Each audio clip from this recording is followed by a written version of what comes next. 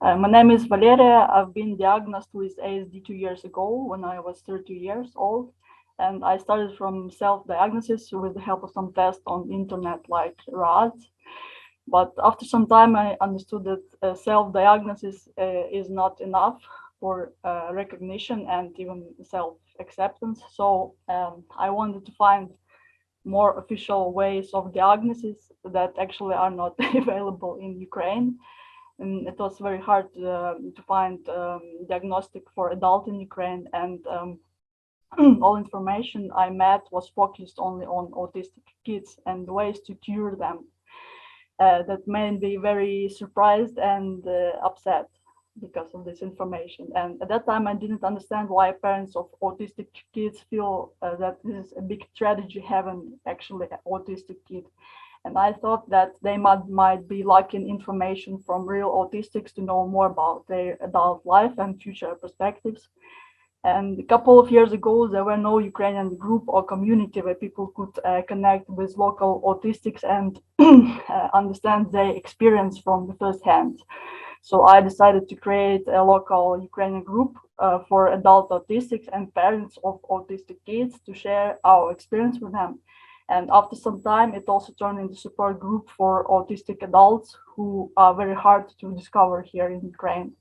And I met Kateryna on internet almost 2 years ago when she was looking if there was some local Ukrainian autistic group, which I luckily just created and asked her to join. So we, she also was diagnosed as adult at almost 24 years old. And not quite successfully from the first time, as she took ADHD testing, and according to the result, it was clearly autism. But psychiatrists suspiciously told there might be something wrong with scoring or with diagnosis, and it should be like something different, like schizotypical disorder. So Katya had to take another ADHD after some time to confirm the result that eventually came out with the same scoring that corresponds autism. And many people have the same stories of unsuccessful diagnostics for many times in Ukraine. And the same thing is with ADHD diagnostics in Ukraine, because both of us are ADHDers. And it's hard to find proper professional to diagnose ADHD in adults. So both of us were diagnosed with ADHD later, about half a year ago, when I discovered very experienced clinical psychiatrist in Kiev City Psychiatrist Hospital, and who actually specialist in child psychiatry, but he very experienced to recognize autism and ADHD or many other traits in adults as well. That proves that there are no like real professionals to recognize adult autistics or ADHD. There's only like professionals who work with children in Ukraine, and so far there's no actually we don't have any official document formal diagnosis to confirm or that could help us to be recognized as autistics in Ukraine. So we started to know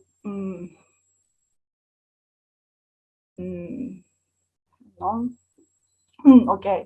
At that time, both of us never met other autistics before. The same thing is for many other people, that they never met anyone like them or couldn't recognize certain traits in themselves or other people to know that they or someone else were autistic. And after some time, we started to run Facebook group, and we got the opportunity to know and connect with more autistic people in Ukraine. And today we are going to tell the situation on understanding and recognizing autism in Ukraine. And this is actually our second public and first international speak out. So it's a bit difficult for us. Next is about screening and spreading information about autism in Ukraine. Talking about my personal experience of knowing about autism, it started when I occasionally ran into some article about female autism in English. And previously I met very few articles about autism in Russian or Ukrainian languages. And they described autism in non-realistic way, presented it as having some fantastic abilities or non-understandable way of thinking that basically looks like a mystery to other people. And because of lacking realistic information about autism, and especially autistic masking, I could not recognize that it also was happening to me. And I revealed it only I started to research all of these topics, and most of the articles I met were in English or translated from English. And it greatly helped me, but I realized that many people don't have access to this information due to language barrier or lack of time and the resources to find information from different sources. And according to other autistics, they also accidentally stumbled upon some information or video on internet, and most often in English. So basically, undiagnosed autistics adults in Ukraine have no way to know about autism and recognize themselves. Most people have learned masking that they used to interact with in society and making it more difficult to recognize them. And in Ukraine, there are no screening programs for autistic adults and no access to related information. Most often, they are misdiagnosed, and even when they seek for professional psychology help, like the most common diagnosis they come with is like schizoid disorder, schizotypical disorder, anxiety, depression, or schizophrenia. Like no autism exists in adults in Ukraine. And also psychologists and psychiatrists are missing information about how to recognize autistic adults at all. And in general, Ukraine has a very low level of awareness about mental health in general. So many very common topics like even depression, borderline disorder, anxiety are avoided in daily communication and not recognized in society. So even more severe disorders are considered a life sentence, and people are afraid even to hear about them. And due to complete absence of state-funded medical programs and in general any interest in autism research in the Ministry of Health, autism remains little studied in Ukraine. As a result, Ukrainian specialists are often unable to either correctly diagnose or prescribe adequate treatment if needed. In most cases, autistic kids are prescribed neuroleptics, is like psychotropic drugs intended mainly for the treatment of schizophrenia, or even haloperidol, like it's like very heavy treatment of autism in Ukraine. So for now, autistic adults may rely only on self-diagnosis and support of the autistic community. And no one can better recognize an autistic person than other autistics. But unfortunately, it's not enough for us to find the place in the society. According to the information of one of the leading diagnostic centers in Ukraine that provides certified ADHD diagnostics, there are only about 100 diagnosed autistic adults in Ukraine. It's among 34 million adult population, and all the rest are undiagnosed and unaware about themselves. And Ukrainian statistics doesn't reflect real numbers of people with autism in our country. As on 2017, there were registered about 7,000 kids with autism. And due to such statistically small numbers, the topic of autism is insufficiently disclosed in Ukraine. For example, inclusive education in Ukraine only began to develop since 2017, as the relevant law on inclusive education was signed, but inclusive education is developing very slowly. And in fact, parents of autistic children have to choose private kindergartens or schools to receive a decent level of support and education.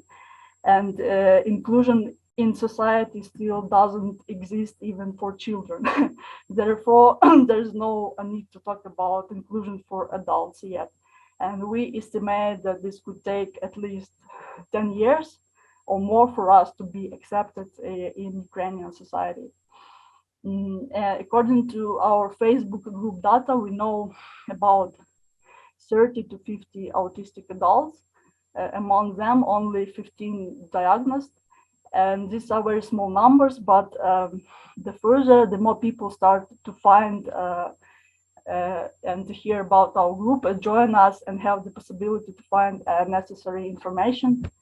And in general, there are about 10 official centers that provide ADHD diagnostics in Ukraine, and only few of them provide services for adults. Most of them are focused only on kids.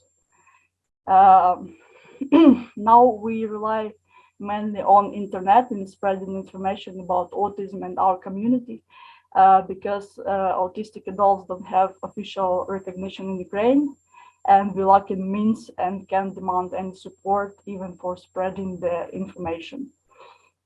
Now we also been thinking about creating some non-profit autistic community organization, but at the moment there are many organizational difficulties, and we are not ready to overcome all of them. And for many people who begin to guess that they might be autistic, like algorithm of seeking for information is the same. Like they go on internet, start looking for diagnostics, and can't find anything. So they go to Facebook, start to search different groups, find many groups focused on autistic kids, but then they can find our group called Ask an Autistic, and where they can find proper information about ways how to find the diagnostics for adults.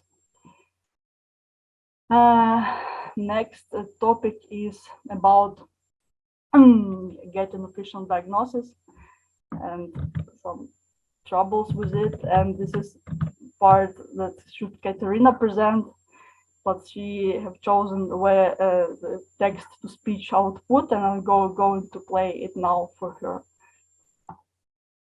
Here I wanted to show all the interactions that caused the difficulties of obtaining an official diagnosis of autism in Ukraine, but I failed because of limited time and space on the slide, so you can see a simplified version.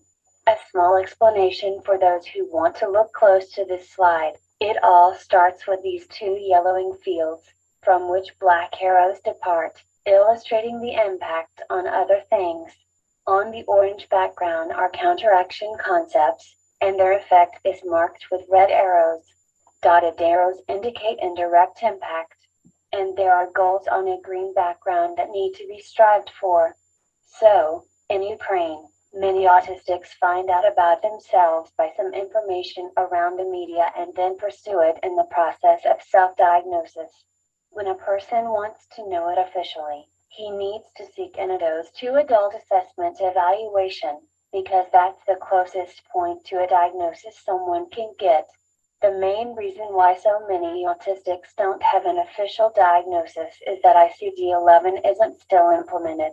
By ICD-10, autism is only a children's diagnosis, and once an individual turns 18, he either becomes perfectly normal or gets a different diagnosis. Usually the last one happens to those autistics that require day and night support. So if an autistic adult somehow catches the eye of a psychiatrist, he won't be diagnosed with autism even though he has a lot of obvious signs. Not to mention that some autistics are unaware of their difficulties. Instead, that person will be labeled as schizoid, having dissociative disorder or something else, including schizophrenia, simply because it's impossible to be autistic by ICD-10 for that age. And nothing changes even if someone presents the results of ADHD. So now it seems that implementation of ICD-11 should change the entire system and eliminate those issues. All member countries of the World Health Organization, including Ukraine, had a limit to finally adapt the new version of ICD to their healthcare system by 2027. So it seems that we should only wait. But it's only a part of the problem, and the other one is even bigger and more threatening. It's the lack of knowledge among medical professionals about what autism is, how to recognize it in an adult, and how to navigate and manage it. When someone diagnosed with a different condition, his autistic traits could be interpreted as some other condition symptoms, and then it could be considered as needing to be cured when it shouldn't, so it would be nearly impossible to find the right way in therapy in general. That, and the inability of medical professionals to distinguish between comorbidity states and autistic norm and pathology, led to losing the signs when autistic really need to get professional help. For example, an autistic can lose his ability to stim almost completely in great distress, and that can be interpreted as positive change when it's the red flag of started shutdown. Not taking into account the differences of autistic communication style leads to incorrectly collected anamnesis, incorrect interpretation of symptoms, and eventually to the wrong diagnosis, even in areas that are not related to autism directly. And the lack of knowledge about sensory features led not only to that, but also to violation of basic trust between autistic patients and medical staff, and thus worsening compliance.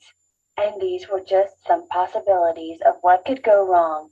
All those led to the kind of treatment that in the best case scenario would be neutral and does nothing. But in the worst case, it would be harmful and could affect the coping strategies of autistic that asked for medical help. So what to do? Most of the things mentioned earlier could be prevented by changing and updating the educational and training programs for medical professionals.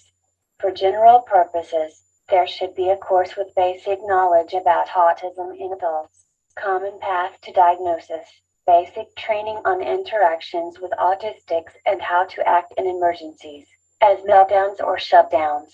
There also should be included some information about AAC and other accessibility tools, and all of that should promote acceptance of the person, rather than widespread ableism, as it's now. And for psychologists and psychiatrists, there should be another course which covers some statistics of adult autism, differences in women profile, distinguishing between normal and pathological autistic states, and strategies for help. Those who directly work with autistics need to know the most common comorbidities, modifying manifestation both of itself and autism, and strategies to employ meds if needed, considering differences in metabolism. It also should be mentioned that sharing lived experience could be the most powerful source to defeat stereotypes and stigma surrounding autism, both in the general population and professional community. Only they should listen. I wish someday autistic adults could find the possibility to be diagnosed officially and get the right support, and that hospitals will become inclusive both for autistic patients and autistic doctors, and everyone will be welcome in our neurodiverse world.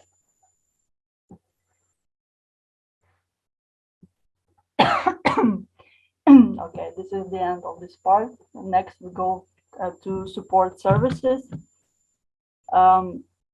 So as adult autistics are not recognized in Ukraine, we don't have any support services, and no way to get them, not from government officials and not from anywhere else. And everything we do, like study, work, and everything else in life, we have to do like other people, like neurotypical. And so far, adult autistic in Ukraine might need at least basic support, like recognition by society, self-recognition and awareness, work conditions that could meet individual requirements, access to quality therapy that recognizes autistic experience, individual support and life coaching, like something programs, support with household routine. But none of these are available for now, and you meet obstacles and rejection in every part of your life. And the most difficult challenges are the lack of support in finding or keeping a job, developing an individual schedule and working conditions, support in independent living and household routine. Many people can find job at all or can't handle the stress of five days work week, causing them to lose their job, or it drives them to burnout or meltdown. And due to peculiarities of social communication, many people cannot remain in the same workplace for more than 3 or 6 months. And there are no solution for all these cases so far. The only way for autistic is to struggle and mask to maintain a job or to find opportunities for remote or freelance job. Preparing for the presentation, I found out that there are somewhere in the world like support services for making friends, building relationship, finding group of interest to spend leisure time or going out. And I realized that in Ukraine we are focused only on surviving right now, and other activities are too stressful or not available for autistics at all. In general, it turns out that everyone just stays at home, doing their own businesses or interests, and sometimes go out to maintain life functions or to work. Of course, autistics may have a much lower need for communication than the rest of the population, but the idea is to have the freedom to access to what you would like to do. But there are no such opportunities in Ukraine right now. Therefore, everything we can do now is just support each other as a community that we actually do. Like even the small scale, our experience proves that peer support can significantly increase quality of life, even if things remain hostile in outside world. Being a part of community helps to better understand oneself needs and have people around who understand you the way you are. It gives us strength to resist and survive the outside world. And the most incredible thing that can happen in life of autistic person is meeting other autistic, because we can provide each other the level of acceptance and understanding we never had in our entire life. And I never realized it before I met other guys before. And but now I believe that building autistic community is like vitally necessary for our well-being.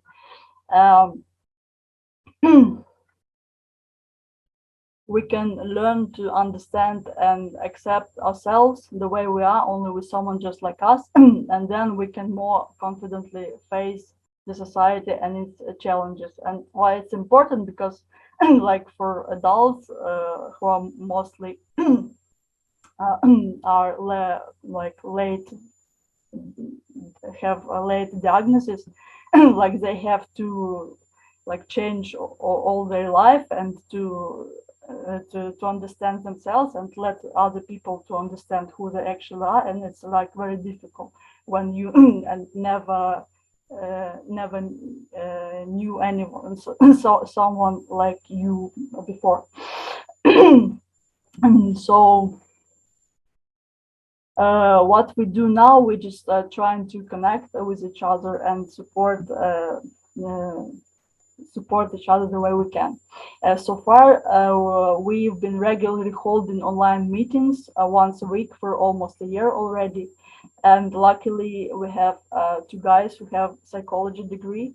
So they moderate online meetings of two types. One is a therapy group. Like if someone needs a therapy, we hold group therapy. And if not, we just can chat. And another group is like free communication meeting.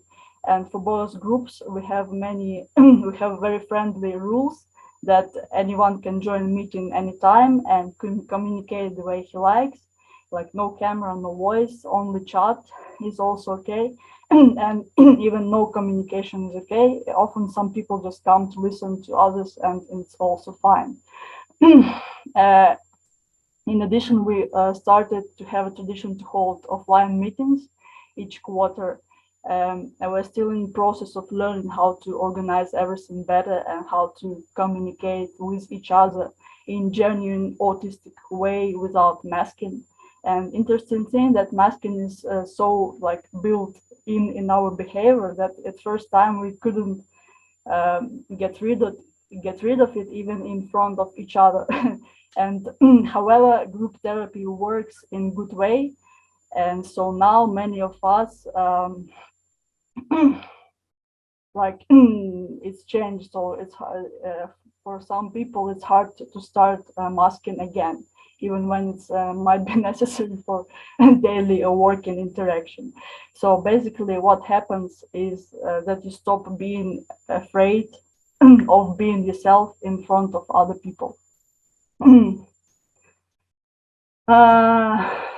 If there is going to be more people in the future in our group, I would like to have some like premises where we could hold meetings regularly, not only for adults, but also for teenagers and for parents of autistic kids and adults. But this is the idea I have, and due to lack of support and funding, such projects like remain a dream for many people in Ukraine. And I want to say about autistic kids. Like in Ukraine, the most popular therapy is ABA therapy, like everywhere else, and people just don't understand what's wrong with it. And when you're trying to explain it, like you become an enemy to people who think that they only want the best for their kids. But I think the main problem that the other methods are less known in Ukraine, and there is not enough inclusion to realize how autistic kids can develop and function in other ways. And so autistic kids also lack recognition and social support, and basically they become isolated from the society since childhood because society only wants to see them acting in neurotypical way, and other ways are considered to be a malfunction. So with the help of some autistic friendly psychologists, I try to connect parents of autistic kids who want to understand more and provide them with real information they need to know about their kids. Also spend time with kids and show parents how it's possible to make autistic friendly communication. And the same does the community online, like answering questions of parents of autistic kids and share like personal autistic experience to them. I don't want people to believe in myths about autism or be afraid of something they don't understand. So I'm convinced if we explain it from inside, it can make life easier for everyone. And I think the best way to receive information about autism is to connect real autistics. That's why I think we have to declare about our experience. So I hope the dialogue between adult autistics, parents, and society like to develop in the future. Next, it's also Kateryna's part, employment and holding a job. I start text to speech. The absence of any health services also imply the lack of employment programs for autistic. That's why an autistic person seeking a job does it on a general basis completely, which means autistics should know themselves well to be able to take care of fulfilling their needs during the employment process. Lack of understanding or ignoring characteristics of the sensory profile, requiring extra time for completing tasks, neediness of structure, or any other traits, can lead to a choice of a profession that is not suitable at all. The very attempt to work, ignoring their autistic essence, sooner or later will lead to burnout. Usually, employers don't know about autistic communication differences, such as straightforwardness, truthfulness, attention to detail, and focus on the topics of their special interest, so they may interpret incorrectly what has been said. On the other hand, autistics may be incapable of communication as expected by neurotypicals. That is, they are most likely not to praise their achievements, especially if those are already listed in a resume, and may not understand hierarchy, and that's not all possibilities. This leads to the double empathy problem, which becomes even more significant in the lack of support programs for autistics and special training to employers. It also means the actual impossibility of employment for an autistic person with significant needs. And due to such reality in Ukraine, all autistics have to mask their differences anyway, at least during the interview. They can't try to explain it during hiring, but practice shows that the very word autism scares employers, even when an employee has considerable advantages over others. Suppose the autistic get a job after all, but his difficulties are just starting because double empathy problem make asking for help or requesting reasonable adjustments almost impossible for autistic people. And it automatically makes them guilty in case of any misunderstanding of their behavior or motivation. It seems like the best way to deal with this situation is to come out as autistic in the first place. But it's often not a good choice, and it can't be fully ensured until the average person achieves the basic level of understanding what autism is. Therefore, a possible solution is to explain one trait at a time. What does it mean? How it affects ability to work, how it results in quality, why and how to deal with it. Autistics can also try to find support by being open to a person who can give them social advice or help with other similar issues. But it requires a certain sense of trust and time, not to mention all other factors, and the possibility that such a person may not exist in the work team at all. In order to survive in the neurotypical world, autistics mask, but that eventually leads to burnout. So the best prevention tactic is to ensure autistic people can be themselves at work with the least masking level possible. And that's achievable when basic needs are fulfilled. For a certain person, it may be a quiet and darkened room with constant access, where no one will disturb, or it may be a visual schedule on the workplace, etc. And one way to help autistics with employment and holding a job is to create a neurodiverse team, either separately or as a part of a bigger company, with providing support and inclusion. Another problem in the employment process is ableism. It affects both those autistics, who mask so well that others don't believe they actually are autistics and have some needs, and other, whose difference is considered as a sign of impossibility to work. And this can only be cured by the spreading of reliable information. I mean, from autistic point of view. Now The next we're going to talk about war experience, and we have like two different experience, like close to to war zone and far from the war zone. And the first is also Kateryna to speak. Now I want to move to the next topic. It should be noticed that it's only my experience, and it couldn't be representative of all autistics. I had some sort of foretaste, but I couldn't realize why I felt it until the war begun, and I behaved unusual. Some of my high resourceful special interests almost disappeared, although without complete losing of desire. I just felt like it's not the right time to do it. Instead, I engaged in some physical training and watched different war-related videos. So when I woke up on the morning of February 24th from the sounds of explosions in my city, I realized that the war began, and quite shortly I started to feel consolidated and concentrated. The first week has passed with the peak performance capability of my entire life, and my sensory profile also seemed to change. Loud noises couldn't irritate me while I was keeping enhanced perception of threats. I needed less sleep than usual, and yet I was more productive than ever. Despite the fact that one person was killed on the first day of attack, my city soon became the rear. Refugees came to us from the war zone as well as from safer places, so other citizens and I were doing some volunteer work in the kitchen.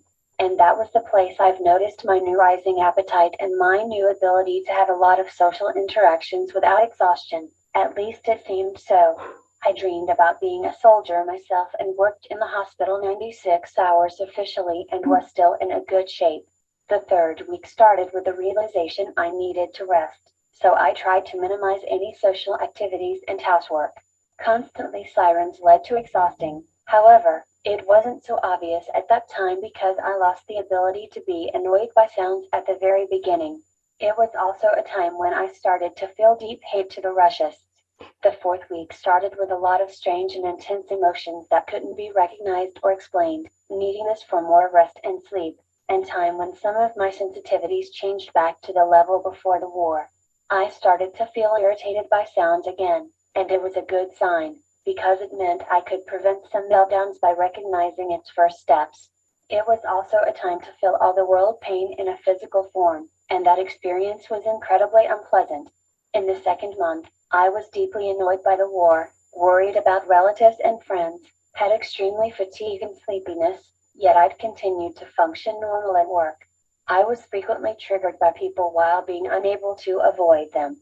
Everyday meltdowns and shutdowns with mutism, self-harm, long crying, etc. forced me to understand that it was the start of regrets. At the beginning of the third month, it felt like all somehow starts to stabilize, but not for a long time, and then all of it returned to even more affected health and more deteriorated executive function.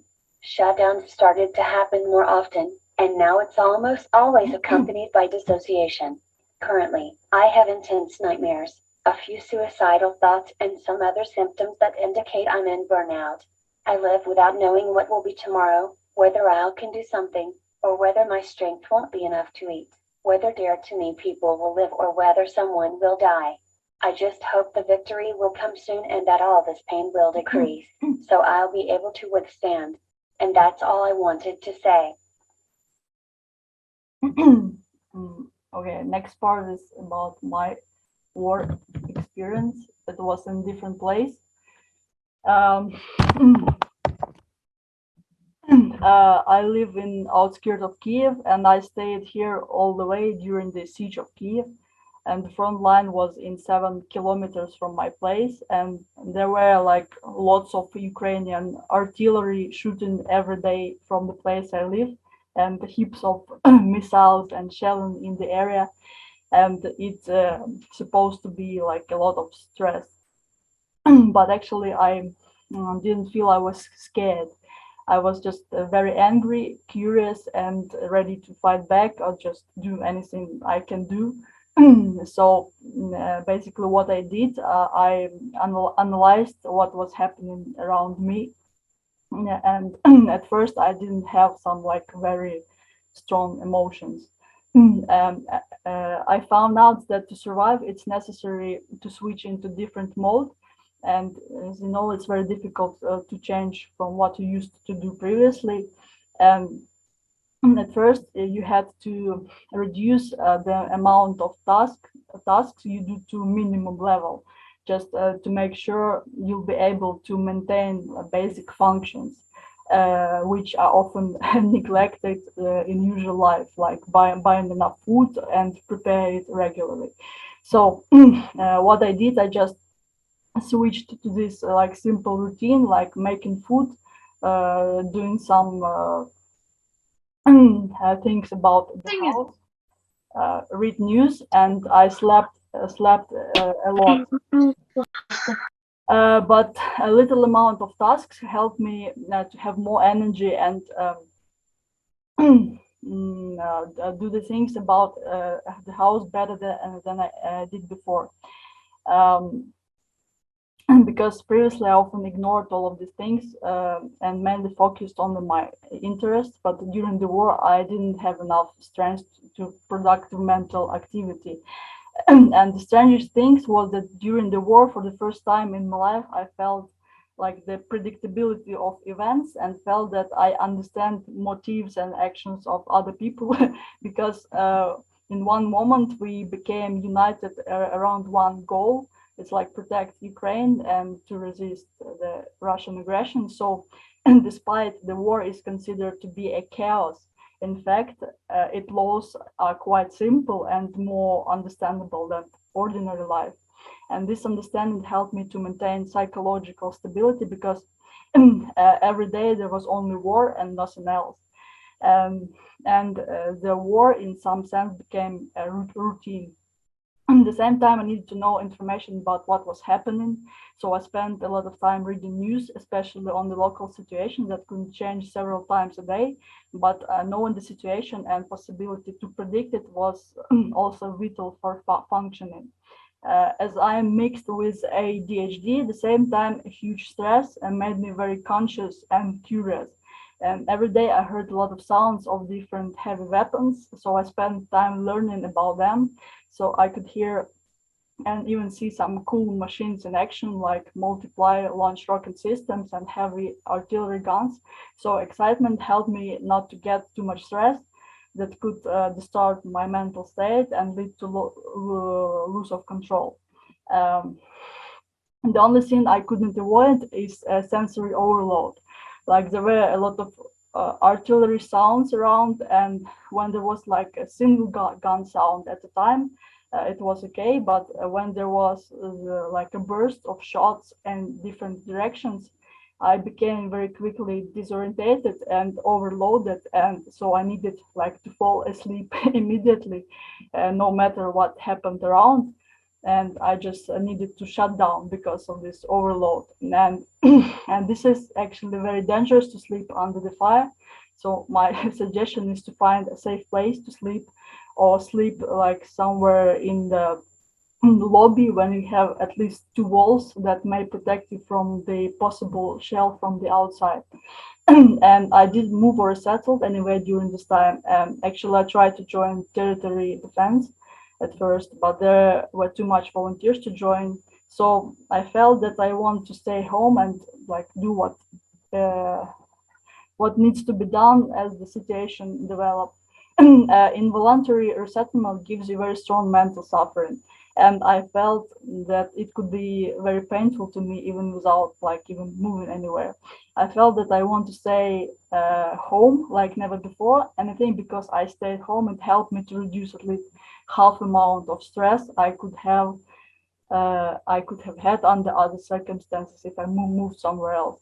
And in our group, there are about 10 autistic adults who had to leave their homes or even move abroad, and 3 of them had to flee from severely destroyed, occupied territories.